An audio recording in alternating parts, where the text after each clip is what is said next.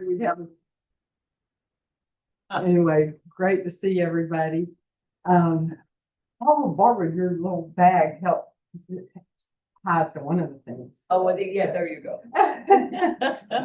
Anyway, thanks everybody. We don't have any newbies, so I'm gonna start with a little. This is one of my favorite. I probably told you this, but this is one of my favorite prayer books, and I got it at a winery, Sonoma or something in Napa Valley, of all places. But it has some great. In fact, I used something the other day with our family. But I'm going to do a little devotional on Advent. Into the bleakest winters of our souls, Lord, you are tiptoeing on tiny infant feet to find us, hold our hands.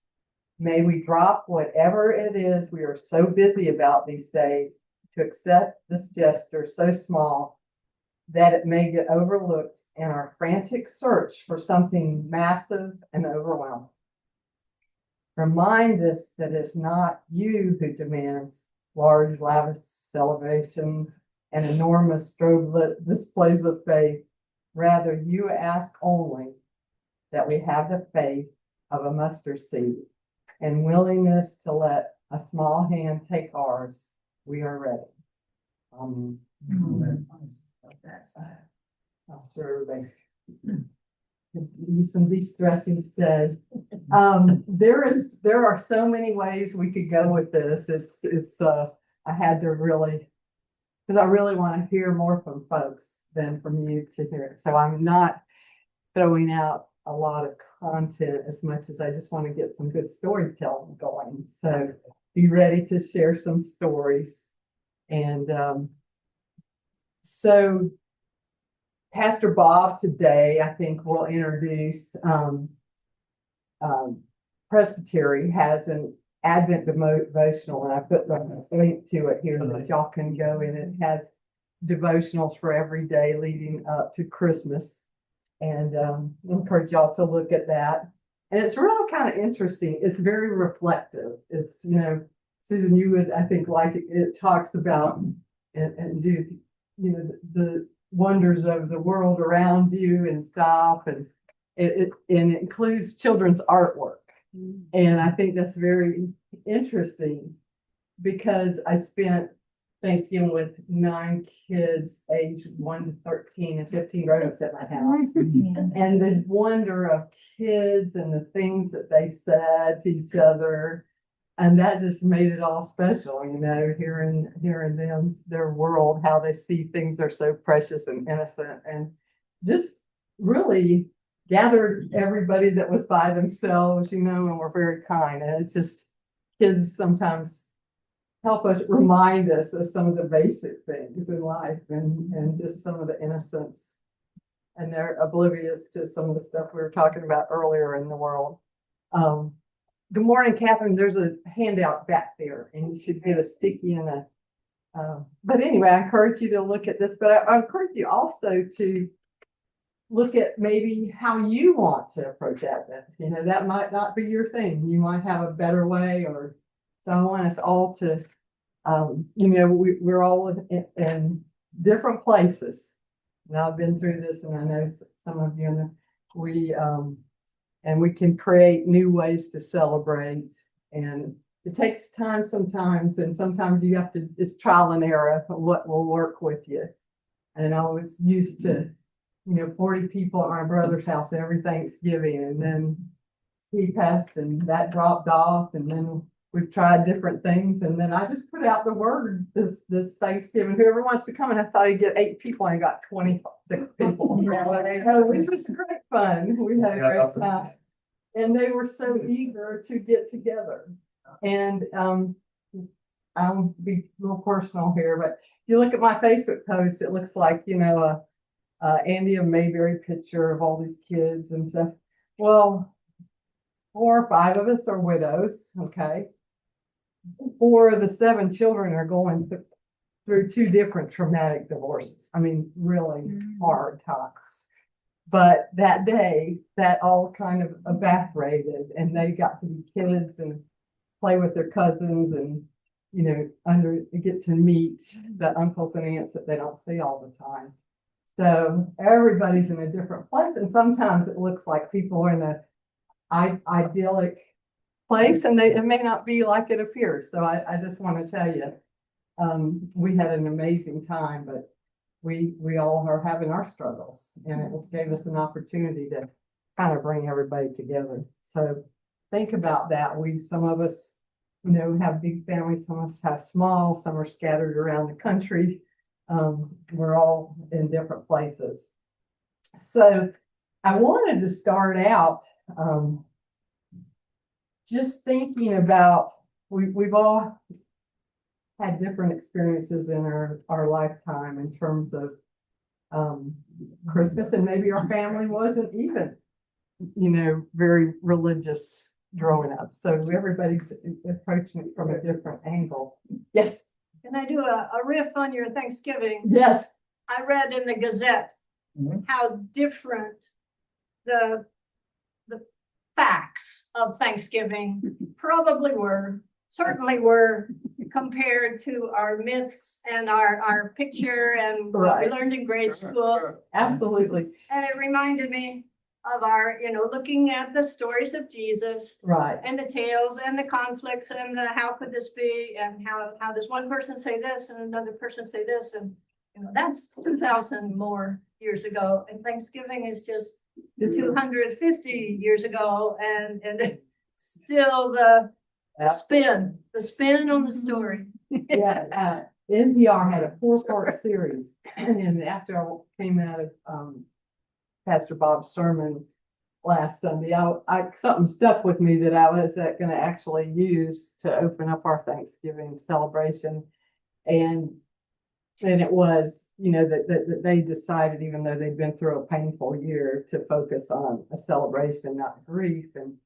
we talked about that. We talked about why it's good to remember, those that have left us, but that day we were going to focus on the celebration, and that my brothers, my mom and dad, they would be so happy that we were together. So the kids got that, the older kids, the younger ones, they weren't it, but the older kids got that.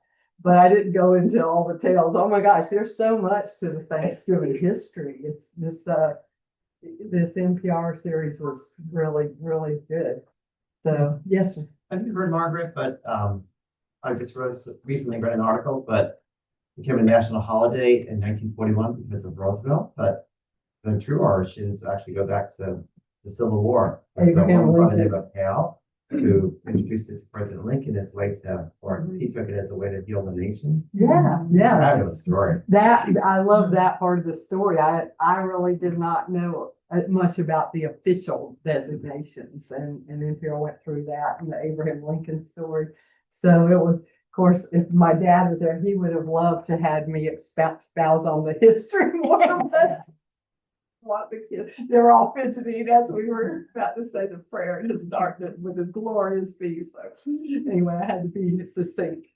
But anyway, I want everybody why don't, just to make this a little more interactive, pick somebody and close to you, behind you, whatever, it could be just two of you or three of you, and just share amongst each other some of the things you recall growing up that reflections helped you make the Christmas season more meaningful. What were things that your family did, or you did individually, or something you're doing today? If you rejigged how you do things today. The grass, some of you don't know nearby, two or three people. We don't know. I mean, not you're about married to.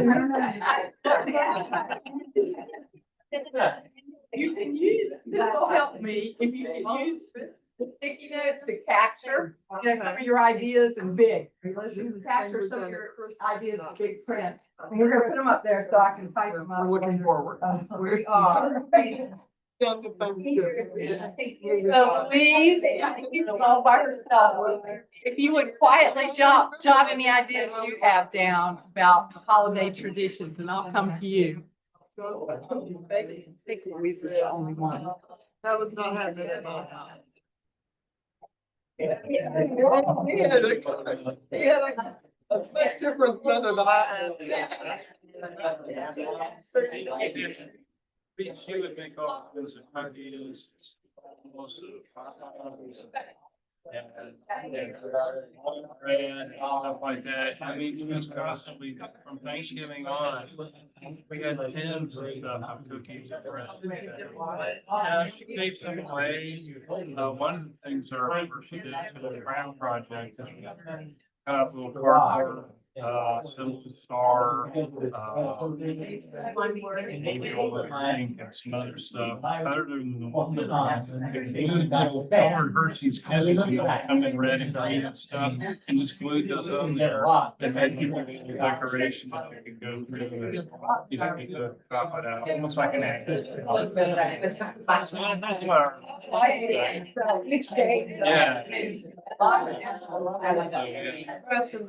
Have some bacon.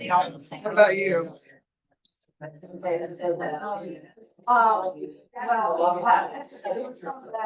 We're in the same thread. So for me, so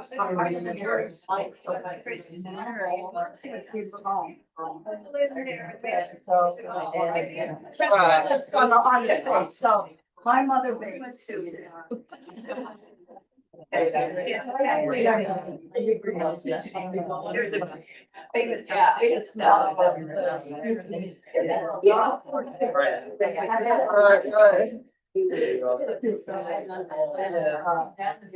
mean, I remember, didn't have evergreen trees, so we had creating it, and you didn't have our special stuff. So creating a Christmas tree around it, and one year we got food stamp mats, and we put kind of fern. Oh, that's pretty cool. That, other years, we got different kind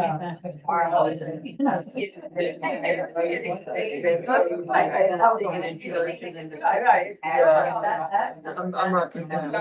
I remember, I guess our family. It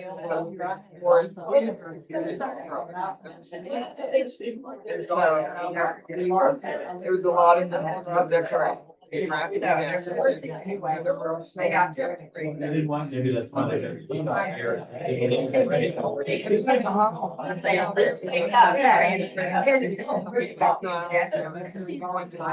they're stopped.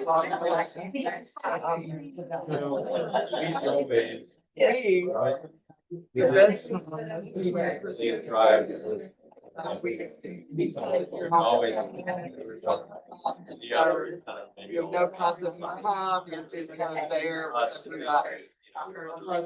up in the house. Looking puzzles, eating, playing with the new toys, doing all that. Like, I mean,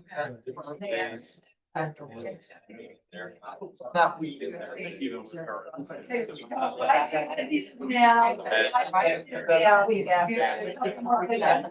Be there and just not have it.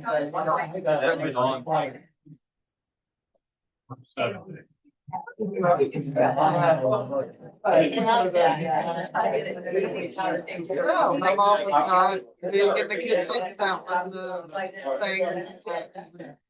I mean, I never had house, even though my mom dark, I never. Indiana. My mom was like, yeah. But I do. But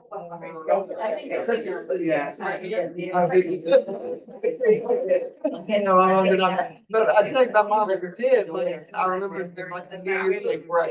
They can eat. Gravy, bacon, like she did.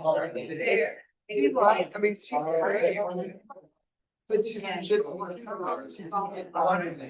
It's like, you know, something. Hey, everybody, I did happy birthday. Go on. I'm getting hungry this list. Gravy biscuit. Okay, I have one more thing. Okay, we're gonna get capture some of these. Did you want to help me come to Vanna here? Go, okay. What a beautiful Okay, you gonna start out? Go ahead and share your. So this is one that Barbara shared. So, her parents would gather, and the adults would gather at night. And, so the little ones, her and her sister would get up really early, you know, they were like 7 years old, like 6:15, so the adults weren't really awake yet. Yeah, so her mom would say, okay, it's time to say a little prayer in front of the manger. So that was like a tradition her mom did every year. Yeah. That they would say a little prayer. Wow. Probably shortest prayer in history. They're notoriously, if they start falling off, here's some things. Haven't been doing this much of this lately. So let's start over here. Y'all have one to share? I'm gonna be the spokesperson, I guess. For me, I remember as a kid going out into the national forest and getting a tree. You didn't just go. Oh, to yeah. one. Oh, yeah. It was always, okay, we hit the first tree and my mom's like, oh, let's go look some more. We always wound up and back at the first Yeah, tree. yeah. And I remember being in choir, because I was at First Church as a kid, Yeah. little kid. And I remember choir with the big red bows and the little, you know what I'm talking about. Oh, my God. And a memory just for, this was as my childhood, but with my own children, when I was in the sixth grade, I didn't share this with them yet. My sixth grade teacher made us learn the night before Christmas. And I thought in my mind, it was such a long poem. And I was, and I thought, how do I need to know this? Well, it got to, I made a tradition with my children because they all wanted to sleep together that night. So I would come in there and recite the night before Christmas. That was a big deal. So I used it anyway. Rick was saying that he lived in Chicago and there were 4 boys and you pop in anytime. And they made snowmans, but each one of them had a job. So there wouldn't be a fight. One had to get a pipe and a hat. And he said he remembers the 8mm movies. And, you get those that were silent, that kind of thing. And then, got anything else you want to add? So brother that kept putting the hat on, the snowman would blow off, he'd sit there with the hat, and I'd blow off, and I'd go get it, put the hat. Movie was. Oh, in the movie that showed up. Yeah.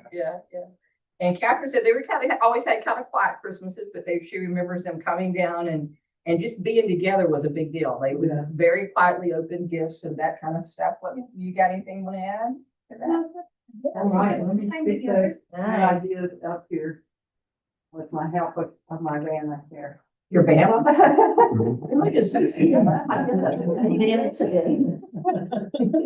All right, Susan. Uh, Brian did that, so he gets the names first. There were 3 of us in our group, but Susan spoke about red candles as being a special memory when she was young. And money was sometimes or often an issue, so they were into fruitcake making. And anonymously, they would leave it for their neighbors and gifts for was made. Very heartwarming. So very simple, but impactful and great memory. And Judith spoke about her background being in Jamaica and then later in Grenada. Her experiences with what she called a harvest service, which consisted of sugar cane and big and powerful memory. And American apples were very expensive when they could be obtained, but it was always a special treat for her. Great, let me So get that's your what I have to ideas share. up here. And Brian, anything for you? Well, I didn't get a chance to share, so Still sharing. I'll share. Okay, so Christmas is always a special time as a child because you got to spend time with your cousins and family. It was always so wonderful. Loved being with my grandparents. But as the years go on, I mean, most of my family has died, so I've got only a handful of blood relatives left, and really sad time for my wife and I. We don't have our children. We don't have any set tradition for Christmas, so I have a hard time. I struggle with Christmas Day. It is hard, and that's what Yeah, we're going to talk about. I did know that. Right. So y'all, what great ideas did you all come up with? Well, we remembered that you had fruit, an orange, maybe in your stocking. Something that was readily available. Like we have an orange grove right close to our house, and so that was, I remember getting, our family usually got a family gift, like a new radio or new beds and that kind of thing. But we also, I've got character dolls almost every year that my mother and my grandmother crocheted clothing for those dolls, which I still have. Their hair looks awful now. They're all these years, but I still have them. Kay, excuse me, my sister's name was Kay, and anyway, Kay remembers not being able to go downstairs until the parents woke up. And it was a big deal. Because they woke up a lot earlier than their parents. Bob remembers model trains. Oh, yeah. I also remember not supposed to get up, and I walk into the living room, and my sister, who was 10 years older than me, and my father are putting together like a sheet metal little garage. So I caught hell for that and got sent immediately back to bed. And I also have to tell you another story. I didn't mention this. I was a very young member, maybe 14 or 15, of the First Presbyterian Church in Yonkers, which was the Presbyterian Church in Yonkers. All the others were kind of minor. And it had two pulpits, all right?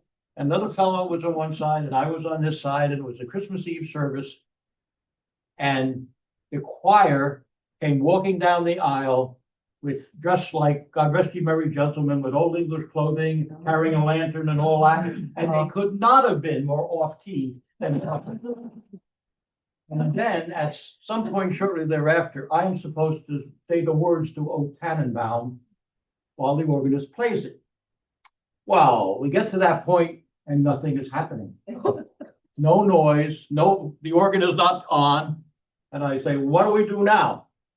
Apparently the organist had fallen asleep. I could not see him and he could not see me. Well, I started on the poem and all of a sudden, really, he started playing very quickly. I'll never forget that. I mean, the Christmas Eve service to remember. That's funny. That's funny.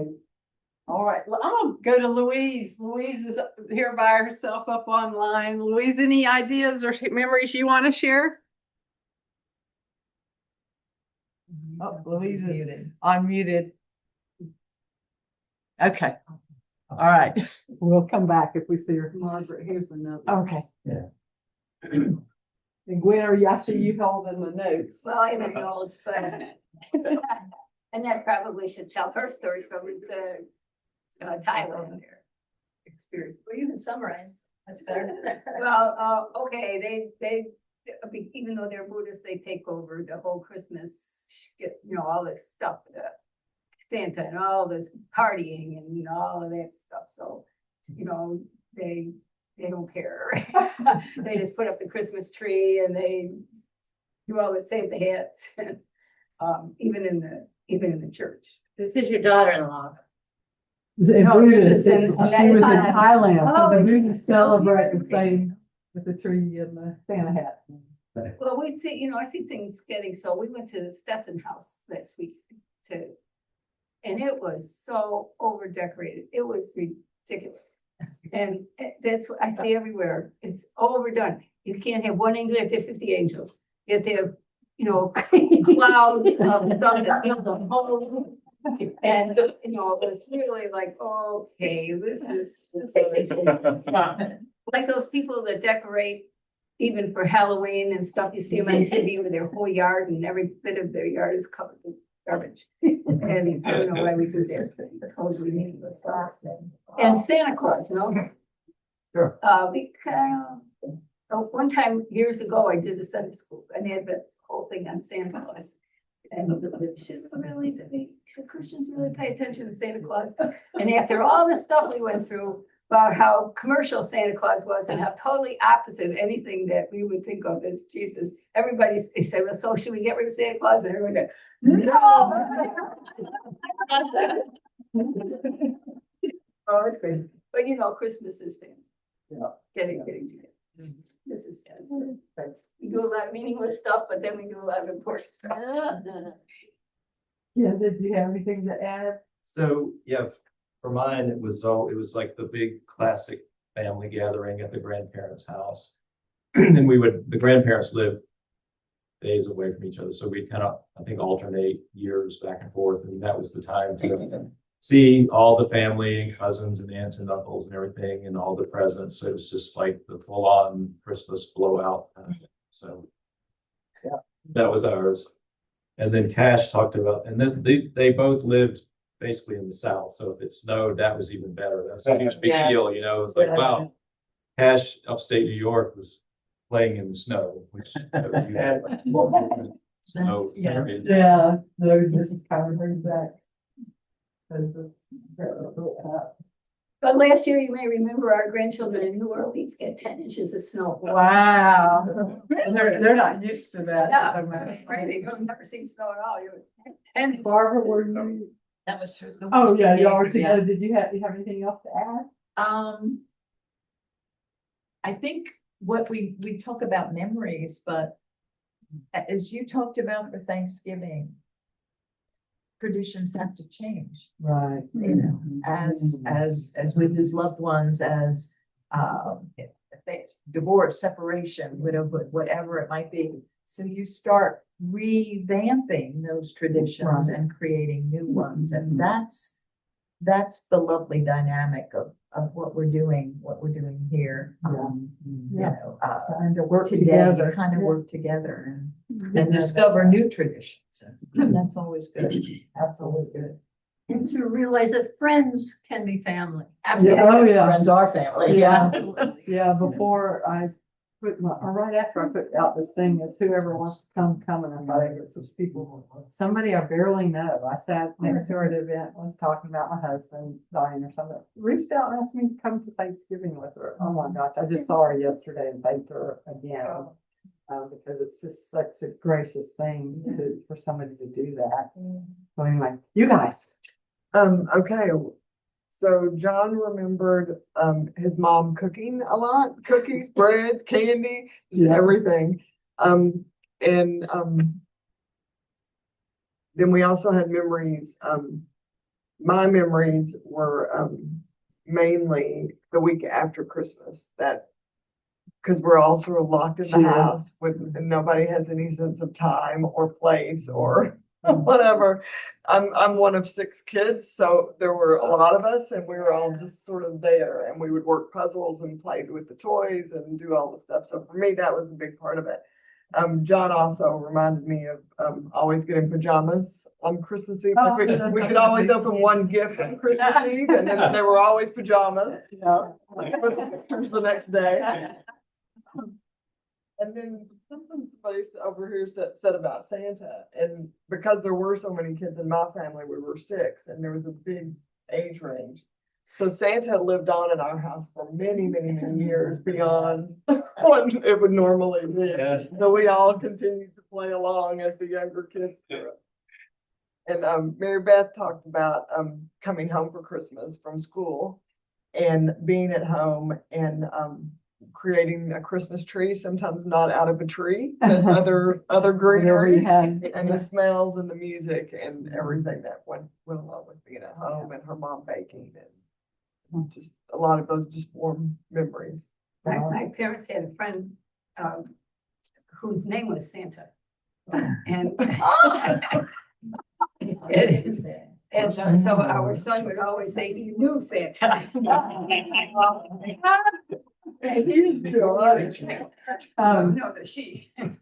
I had let me make sure we get the end of these up here. So I talk to myself up here, but one thing that hit me, one of our favorite things, and if I would have been on the ball, I would have gotten something for all of y'all related to this, but we had advent calendars. That was a big thing. Yeah. And I saw them somewhere, and I was so sad that there was only one that was even closely religious. I know they exist online and stuff, but that was a big deal for us to wake up every morning and open the little window to see what was there. And then light tours. So to this day, my sister and I sometimes get together. Heritage Hills was a but y'all, this is going to show how old I am. But where the county complex used to be McPherson School for the girls, Wayward girls. I never really knew what Wayward. Yeah. Yeah, yeah.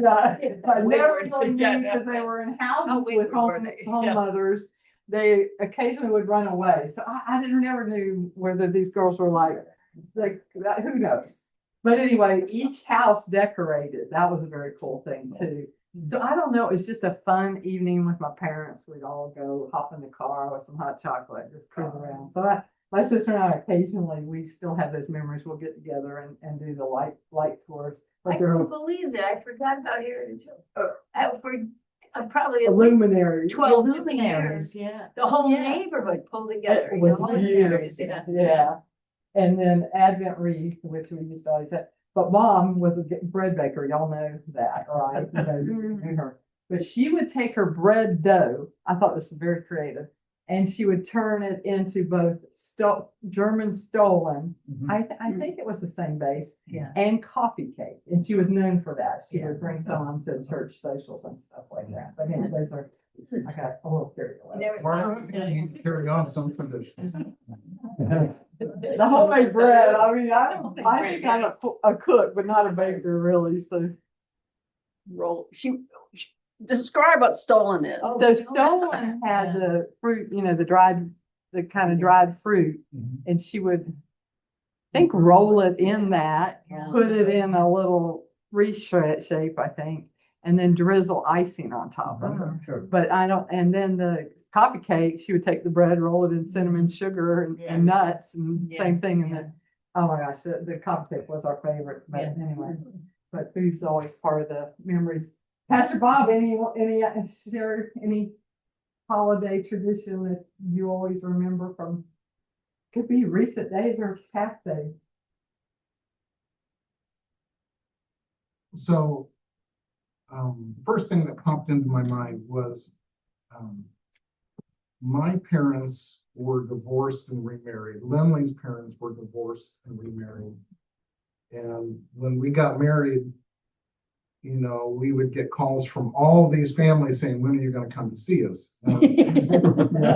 So, but what happened once we had a grandchild, once we had a child, they had a grandchild, we said, we are going to this parent's house. And if you want to see us and you want to see your grandchild or grandchildren by this point, you have to come where we are. Yeah. And our parents were good enough that they would do that. And each of the parents claimed a holiday. And so Thanksgiving was always Lindley's mother's, and Christmas morning was my mom's, and 4th of July was my dad's. But so I have memories of our whole family, 8 grandparents being together with all of the kids, and those were really special to me, that our family could get together and enjoy holidays together. Were they in close proximity? Within 4 hours of each other. Yeah. Yeah. That we had both sets of grandparents in town. But my mother insisted that kids should always have their Christmas with their parents at their house. Yeah. So we did that, and then we did lunch with one and dinner with the other. We had 3 Christmases. They were kind of exhausting, but anyway. So lots of great different ways we celebrated, and the other question I think is very much reflected in this, but the themes, it kind of reminded me of themes of Advent when I talked about the devotional book that they can use, that I think you'll talk about today, Pastor Bob. But so the 4 weeks of Advent, the themes which are reflected in this devotional book are hope, peace, joy, and love. And I think you could. Going to give my. Louise, did you have some? Yes, I have some childhood Good. We always look forward to caroling on Christmas morning. Oh yeah, nobody mentioned that. That's a wonderful tradition. Yes, and my father did not cook much, but we look forward to him making the roast beef on Christmas Day and Jamaican patties.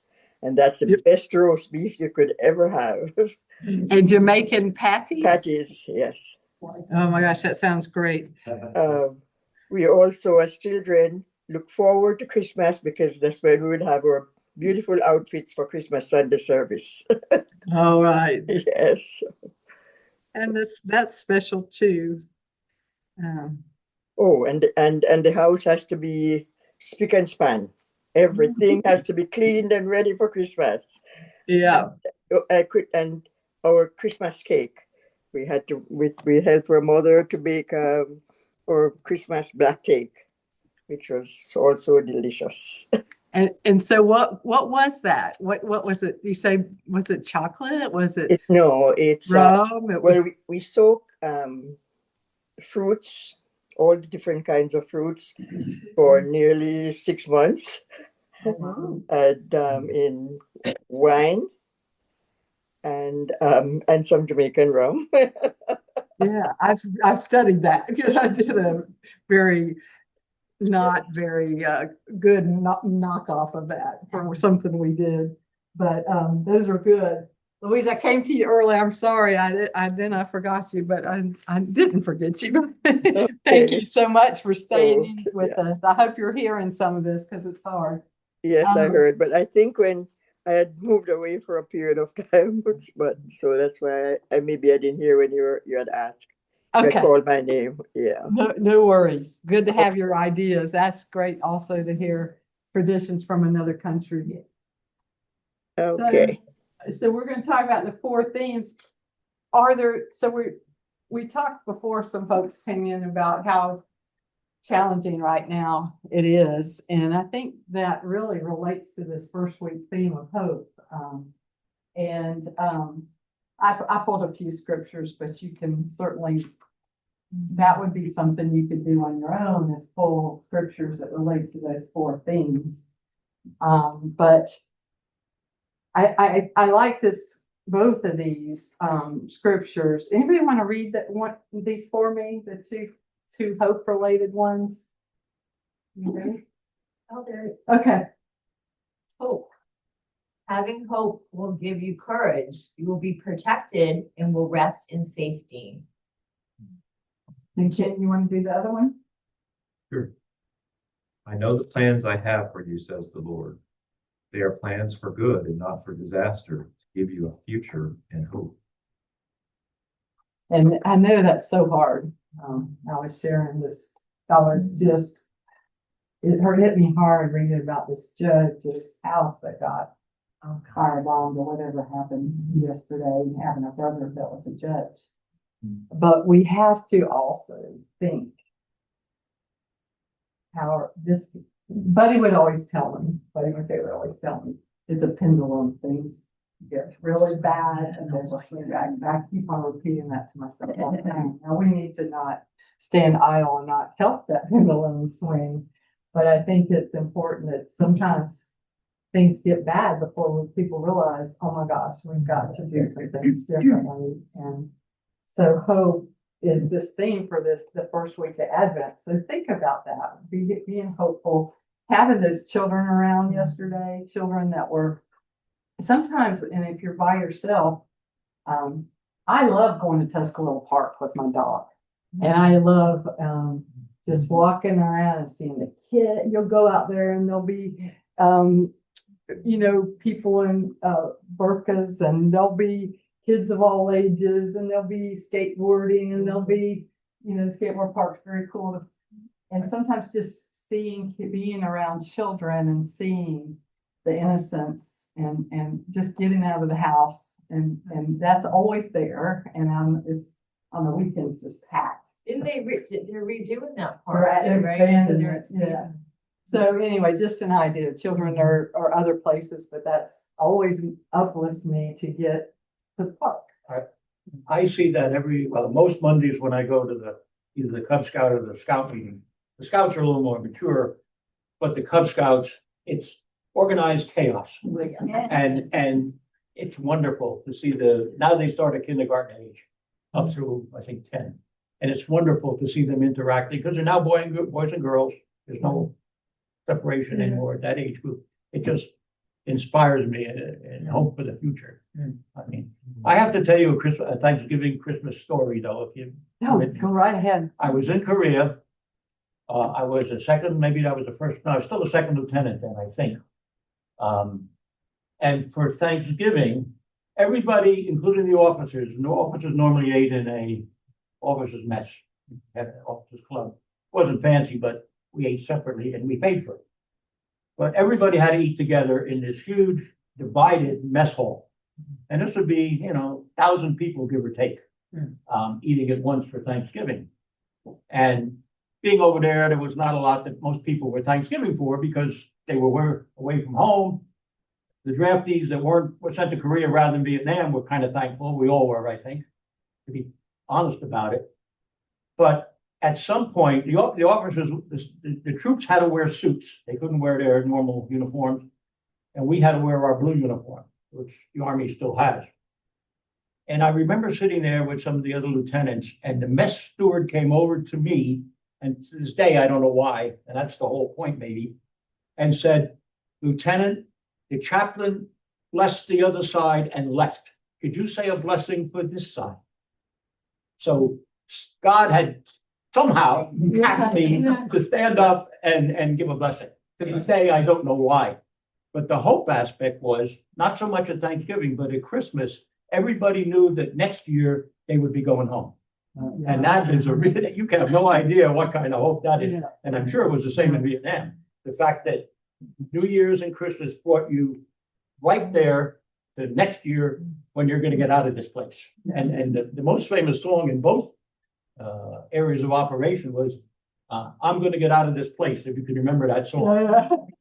That was a big, to this day, I don't know why that steward sergeant said, "You, lieutenant." I had no idea. A bunch of Yeah. Well, that's definitely a story of hope. And I'm sure there's people in that place now. There were people today that, And then peace, I tend to be an awfulizer sometimes. I don't know if you know where you're thinking about things all night long, or you do something wrong, and it's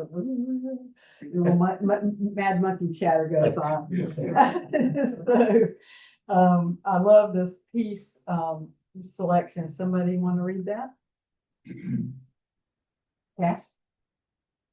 Don't worry about anything. Instead, pray about everything. Tell God what you think. Thank Him for all He has done. Then you will experience God's peace. I think that could be a scripture you could focus on for the second week. And when you talk about telling God what you need, I think that's important. It's also, I'm learning this. I'm not good at this at all, is tell your friends and family what you need. My son's not good about calling. I love my son. We have a great relationship, but he's not good about calling me. I mean, I might not hear from him for a while, and I'll end up calling him. It's kind of that Cat Stevens song, y'all know it. But somebody said, "Well, just tell me." Both my brothers would call my mom at a certain time every week. So somebody says, "Just tell them you need to hear from them once a week," Yes, I haven't done that, but I think it's important that we get better at telling people what we need. I have an anecdote related to that. I had this cold along with half of the church, and I was out for about 3 weeks. So after that, I spoke to my son and I said, "Robert, I haven't been to church for 3 weeks." And he said, "But I've been telling everybody you're fine." Didn't rub it in. I said, "You called me." And they still love you, they love you, but it's like when I first discovered that is when I had my bad fall, and it hit me that I need to. I didn't have to reach out far. I had so many people that came to my help, but sometimes they don't know how bad you are, so you have to tell them. And then joy would be the third theme. Somebody want to read those for me? Sure. I'll read one of them. "Give me happiness, O Lord, for I give myself to you. I bring you good news of great joy that will be for all people. Joy to the world, the Lord has come. Let earth receive our King." I had to throw in that, yeah. which is so apropos for that. But I think that kind of speaks to itself. But during that week, maybe would be a time to reflect on what brings you joy. We just talked about so many things. I've thought about, I don't know why I haven't, just getting in the darn car and doing the light tour myself, you know, but there are tons of people in this room. I could call Kay or Nancy, say, Nancy, you want to do the light tour? What's nice, good with you? You just have to, you know, you just have to exert yourself, and some of us are better than others about that. So to me, joy is what Christmas is. And joy to the world is. Yeah. But I think that real joy comes when you've come through adversity. And I read in this month's Christian Century, there's a wonderful piece about the Christmas story and how important it is to take it in its context. In other words, not just the peaceful, beautiful, but the poverty and the fact that that Herod was after little boys and they had to run, and there was adversity in God's coming into the world.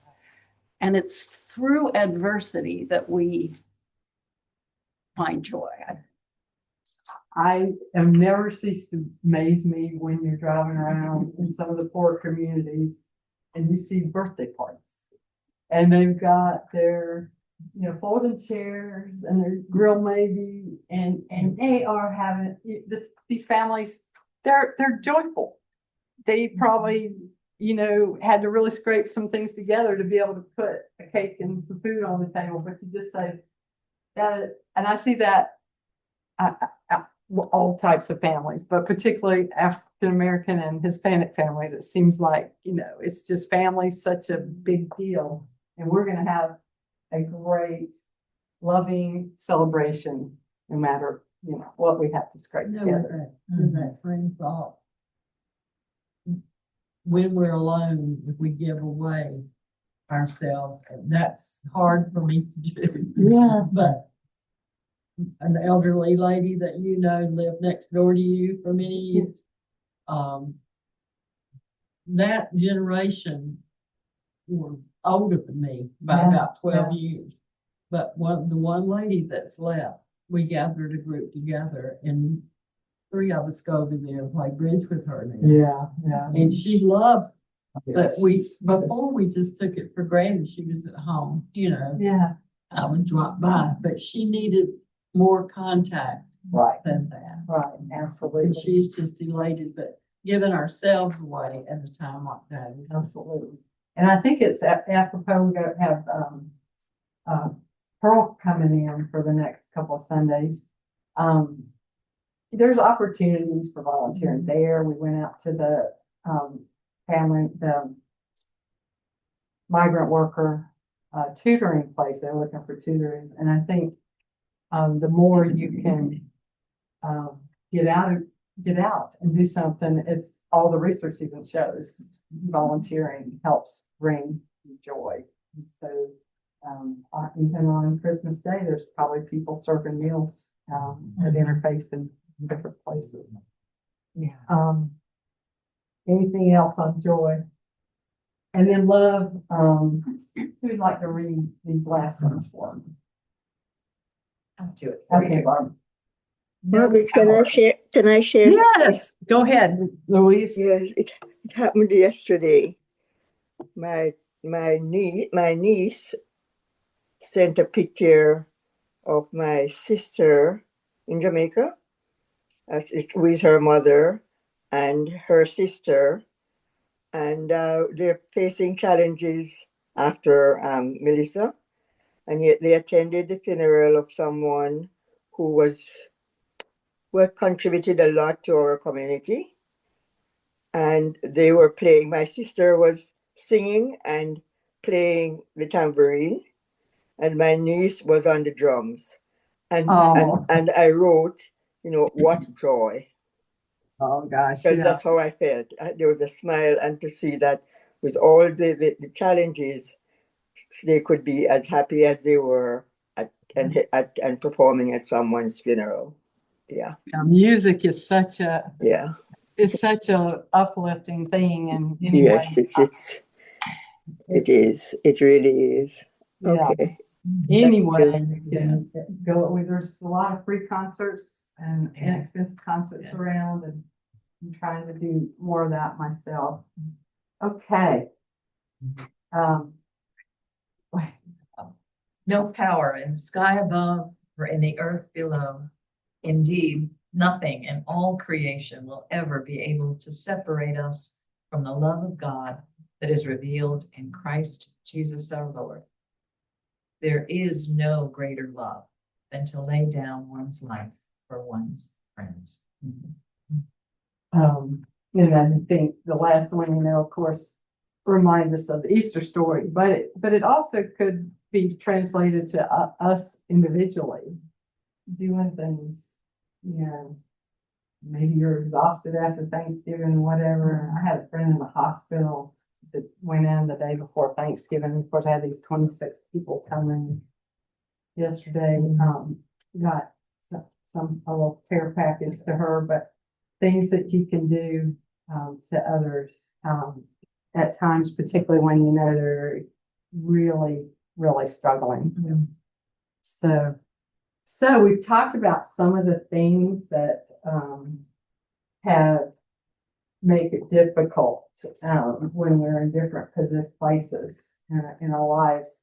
So let's spend the last 10 minutes. We can do it as a group, or we can do it like we did the other. It's up to y'all. But kind of think of strategies. Are there things that we've heard today that we could adopt or in the coming weeks for Advent to make Advent more meaningful? Want to do this as a group? Okay, I see some head nods. I'll describe so we can capture these. Any ideas that kind of jumped out at you, or something you thought of that you or your family might be able to do that would make this Advent season more meaningful? Give you a few minutes. Neighbor next door that you don't talk to. Somehow there is a way to make a breakthrough.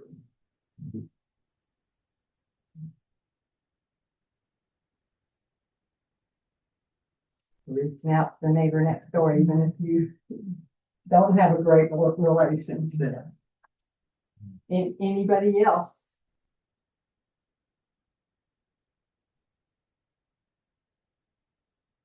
There was that one commercial, and it was from overseas. It wasn't in the United States, I don't believe, but it resurrects itself every year. And it's the story of two women that come home to their apartment, this big apartment complex, and everybody's behind closed doors in the apartment. And they go into the she goes into the apartment, and her roommate or partner is buried with headphones in the computer and whatnot. No acknowledgement that anybody came in the door. All of a sudden, she kind of has this epiphany. And so she grabs her roommate, takes their little table, brings it out in the hall with their food and their and they're just sitting at the table with their chairs and whatnot. Another couple comes out of the elevator, and they have their young son with them, and they go in the apartment. Their young son's tugging on them. They come out, and it progresses from there because people hear the noise and the conversation and whatnot. And the next thing you know, this whole long corridor is loaded with all of the neighbors that never saw each other and never knew each other.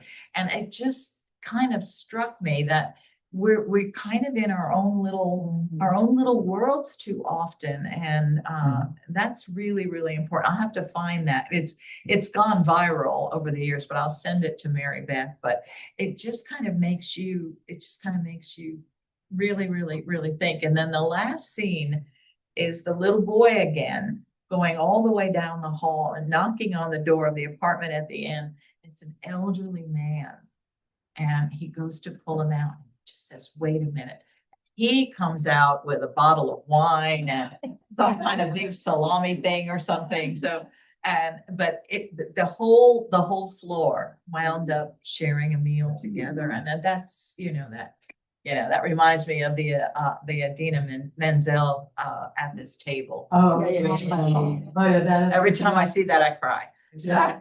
Haven't heard that song online at this table. At this table, By yeah, Adina. yeah. We need to reprise We that. need to Yeah. reprise that one. Yeah, I've used it a lot, so. So I'm reminded, I just finished this book. I listen to books now. But it's called Let Them. And Oh my gosh, that's powerful. you know this book. So Mel Robbins. yeah, it's very interesting. It's about relationships and not trying to control people. That's Yeah. the gist of the book. But the flip side of Let Them is Let Me. And I think a lot of the things that we're talking about here is like, if you like, and my kids don't call me often either, Margaret. But it's sort of like, let them not call. If Yeah. I need that, let me call And them. I do. If I need to be, if I feel like I need to interact with my neighbors, let me be the one That's right. to reach out. It is. And let me initiate it.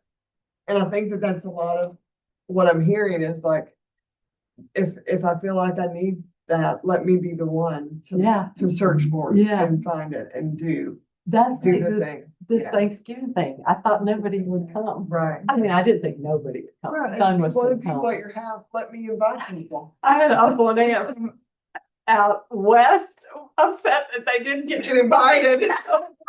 But I was so Right. glad that I did that, and Yeah. we're on record, so I'm not gonna go into details, but there's two sets of two kids that have been traumatized by divorce that were there. And they just had the best time and were hugging their cousins and all that, they parked all that. Right, right. So being the initiator, you're absolutely right. You're absolutely right. I got that. I gotta get that button. Anybody else? It's like intention, when you're initiating, you're intending Uh-huh. for it to go this way. Right. I have to remind myself a lot when things, in my family go awry, that this is what I'm intending. This is my hope for us. And, and then I have Ken to remind me too about that.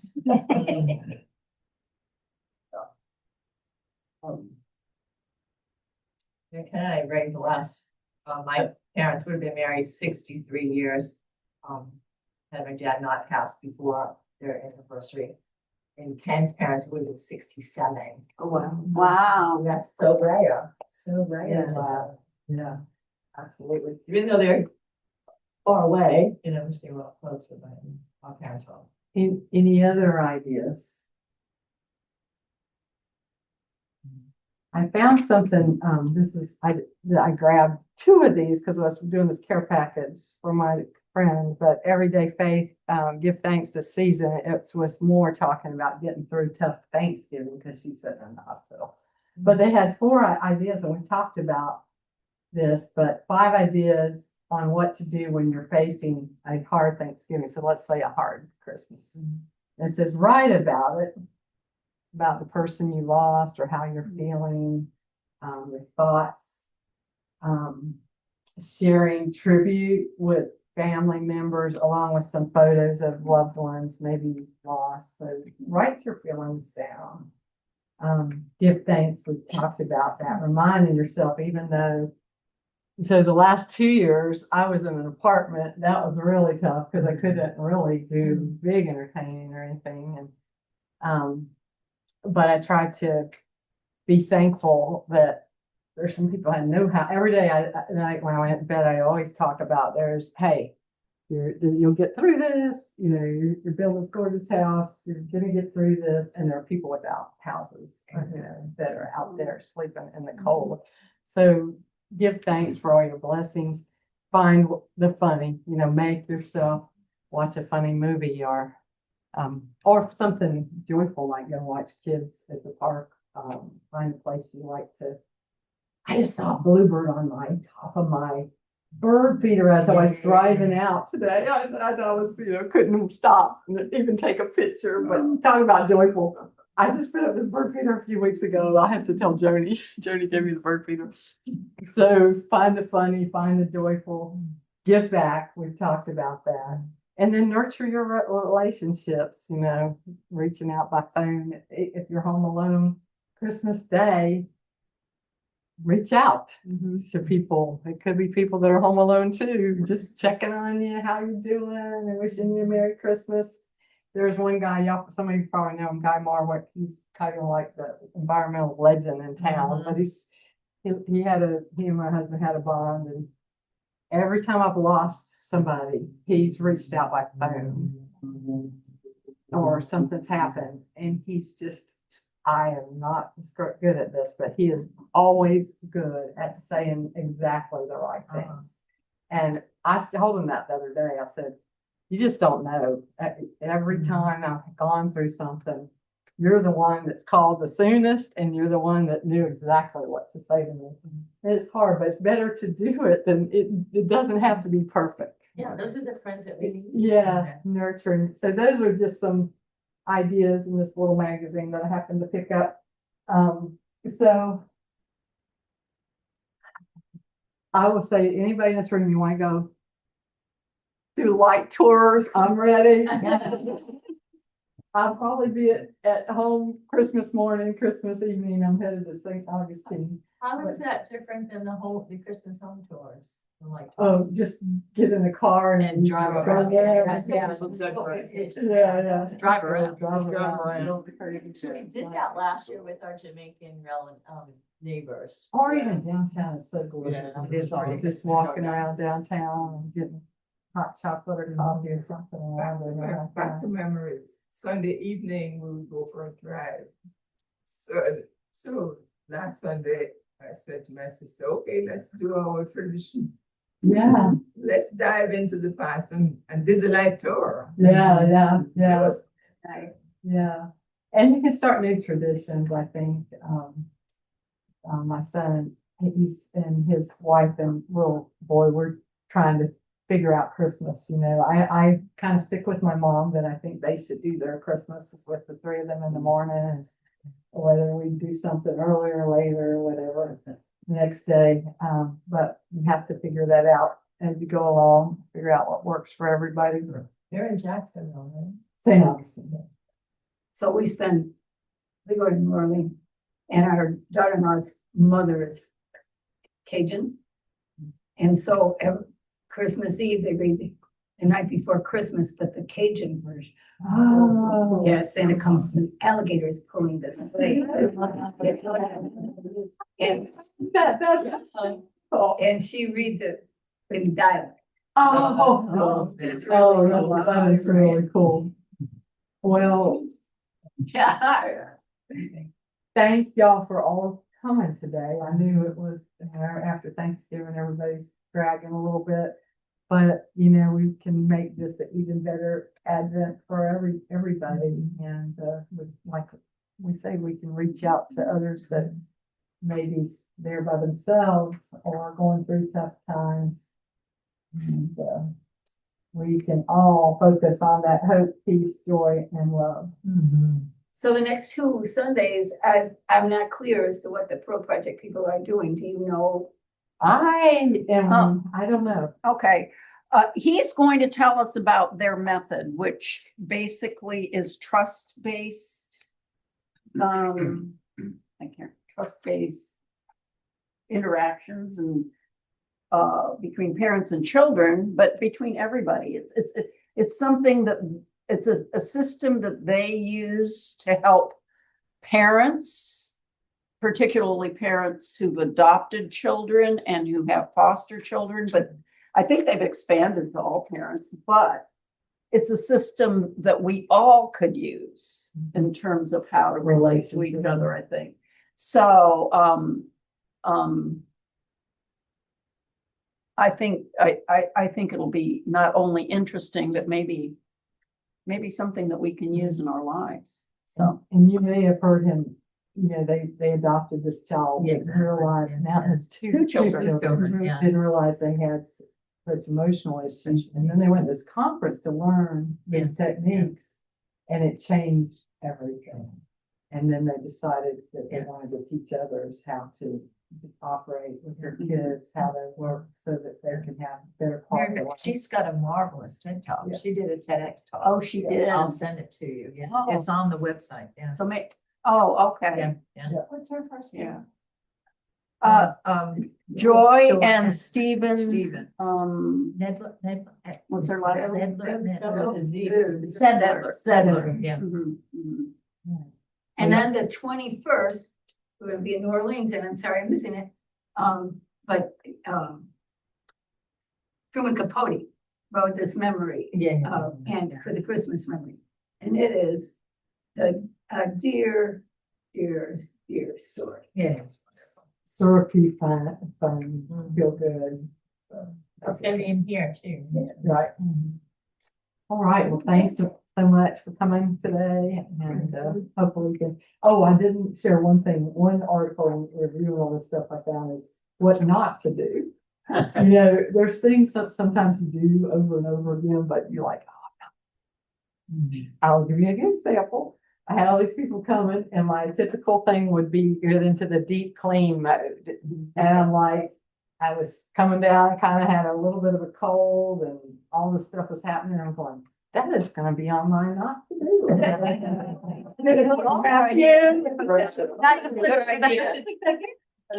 Nobody knows. I mean, I vacuumed it. It probably looked better than most houses, but anyway, so if there's things you did, That's another thing my don't mom bring would me do. joy. It's really. No, literally, my mom would say, I'm not gonna spend my life cleaning my house because 2 days after I'm dead, no one's gonna know I lived.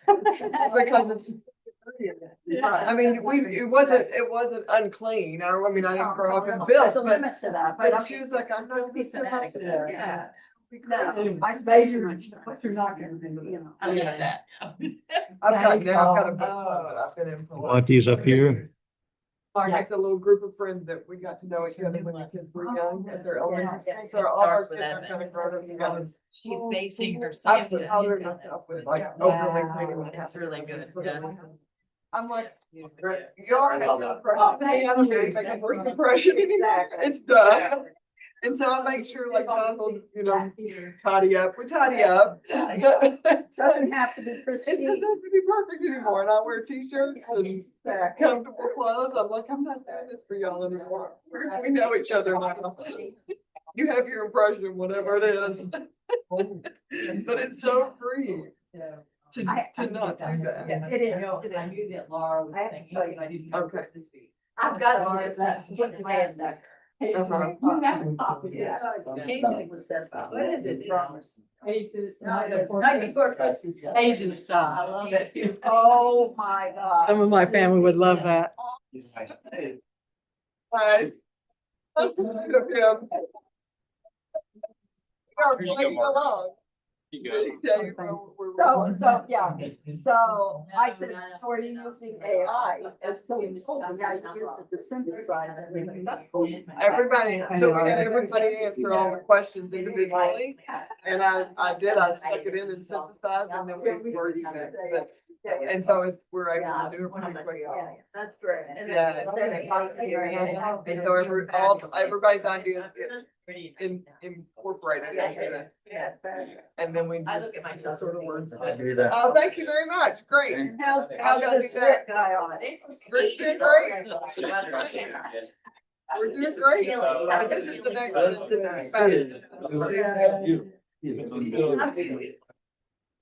I appreciate that. But it's not the truth, but I do appreciate it. It's really, it makes life so much easier. It really does. That's it, people, other guys, I have opinions about it, so. It's like spell check, it's like, if you use it that way. I mean, now my daughter's. Yes, she's probably going crazy with it, right? But, and sometimes it gets it wrong. I mean, I have a friend who's going through a divorce right now. And, she was trying to figure out, having the kid, to explain the kid, you can take them the majority of the week and let them have more hours.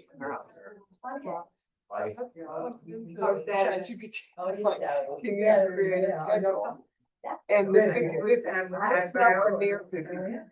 And it's like you go back, like, how many days are you? Like, it's not always right. You have to go back and read and see what it is and figure it out. And you're like, that's not good. And so there is that. Anyway, stuff like that is not right. So you do have to go back, but it's a tool. It's a starting point. Yeah, often, Big times. yeah, for that kind of stuff. I mean, we could sit in, hours and hours and hours and try and put everybody's ideas together. And try to write something that sounds right. Yeah.